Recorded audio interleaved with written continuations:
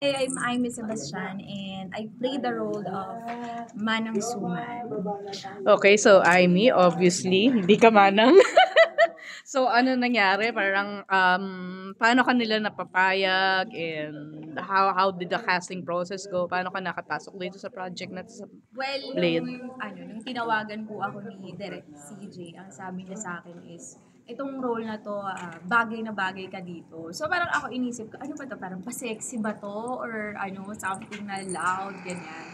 Tapos nung dumating na sa akin yung script, ayun na, sabi ko nagulat ako. Tapos yung wardrobe, kailangan daw medyo balot. Mm-hmm. So, isang factor din na medyo nahirapan ako maghanap ng mga balot na damit. Mm-hmm. Ayun, pero yung personality po talaga is very me. Yung kengkoy, medyo ba ano, ay, ang pogi, parang ganun. May pagka-ganun po talaga ako in real life. So, hindi rin ako nahirapan as manang suman talaga. Pero yung wardrobe lang talaga ang problema. Computer geek ka din ba? Kasi di ba yung character mo? talagang nagkabiglaan na lang din po nung, kasi may mga times din po na nag-a-ask ako kay Derek na, ano bang gagawin ko? Okay lang ba akong ganito? Kasi ganito yung approach ko. Ganon. Lagi rin ako nagtatanong-tanong. Mm-hmm. Yeah, so Aimee Sebastian, did you have any acting work na rin sa like mainstream TV or did you work na with like mga mainstream actors talaga aside from this?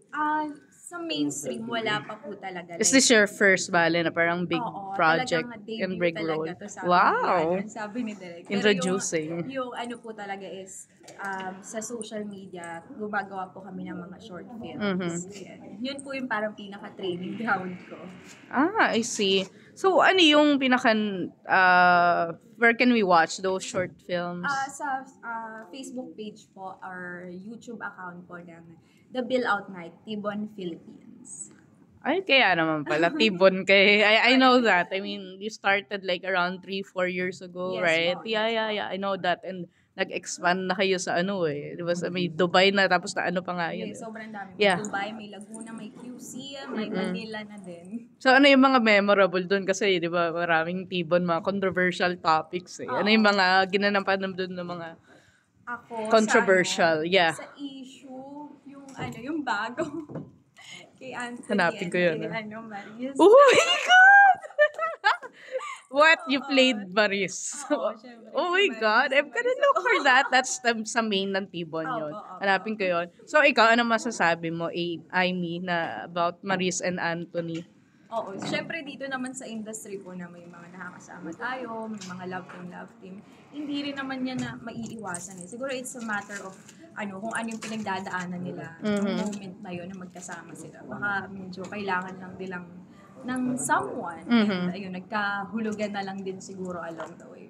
Ayun, siguro dapat lang din, matutunan mong bumitaw sa karakter mo. Like after nung shoot nyo, hindi na tayo love team, uwi na. Wag na masyado mag-metal acting. Correct.